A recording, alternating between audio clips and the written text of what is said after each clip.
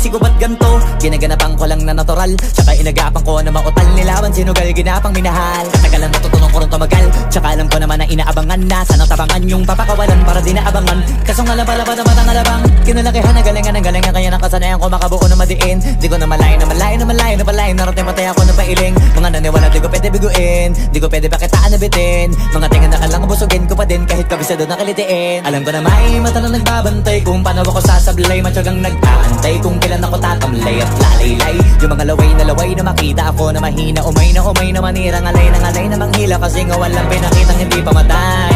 Na napasarap pag-rap, ang daming nagbago mula nung kilalanin ang tao. Daming nagtulak sa'kin, palaging maging ganado, palaging pakado, pag kumalaw palaging planado. Daming pasabog, kailangan pag malawak ang sakop, ikaw din ang talo sa laban. Pag nabalot ng takot kung saan ka aabot, takutin lahat ng mahahakot. Yung dami ng pagod ay may sukli pag di ka madamot. At kung di ko tsinaga, baka nauwi na sa wala. Ganito pala to kalala, kita mo naman na napala. Paano ko hindi ko ginawa? Yung iba di makahalata, malaki na ang nakataya. Marami na pwede mawala, kaya di na pwede pabaya. Hindi pwede puro mamaya, baka sa huli mapahiya. Totoo na parang himala lang simula sa iba ba tiningala. Matagal ko din na kinapakadagawa, di madapa yung kalidad mo na kita binabaan. Na marami pa nagdududa, puro kilos ang inuuna. Ngayon kita mo namumunga, tumutubo na. Pakarami ko nakukuha, pero di pa rin nalulula.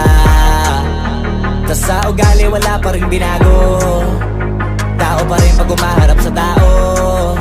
Pero pag usapang rap pa, iba ko literal na may bago kong naabangan sa tuwing may ilalabas na bago. Yan ang ginawang pambawi sa nakikinig palagi, para mas lalo sila ganahan. Di yung mga bago ko hanapin, yung iba naman nabababawan, pero di na para atupagin. Di kasi nila maunawaan, naimbulsa ko pinapalalim. Kahit pa paano naman naganap ako paunti-unti, gumalaw ng pino, hindi maitatanggi. Iba din na laking munti, pila may anting-anting. Sa galing may malayong kunting, naging kambing sa dami ng hinahin na putahe, pwedeng akalaing malaking kantin. Yung iba nakahalata na sa pangalan at plaka, nagiging malalapit lalo pag babalik at nabinasa. Pag gumagawa, ginagawa, magagawa, maiba lang ang lasa. Para maipakita ko din na din ako gumagawa na basta-basta.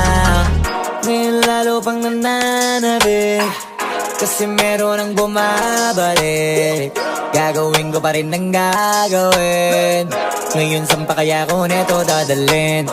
Subok na yung lagi niyong sinusubok nun. Yung mga nanubok, yung ilong umusok, tsaka kumulutong bong. Ito na ngayon yung mga sinabihin yung gonggong. Sa tuktok na kami tumutungtong, ito yung hindi niya matutunton. Tsaka randan nyo na rin pataas, kamay ng pataas. Kada labas, kahit hindi madalas, palakas pa rin ang palakas. Sa amin na tong palabas, mabanas kaya nang mabanas. Pagkausap ang Pinas, pasok kami dyan, hindi na mapapalabas. Huwag ka na magtaka ba't nangyari at papano, kasi kitang-kita nyo naman malinaw pa sa klaro. Sarili na lang ang tinatalo, oo wala nang iba halata, kasi nga nung yung uso na iba, o diba yung iba na bura. Bago, yan ang ginawang pambawi sa nakikinig palagi, para mas lalo sila ganahan. Di yung mga bago ko hanapin, yung iba naman nabababawan, pero di na para atupagin. Di kasi nila maunawaan, naimbulsa ko pinapalalim.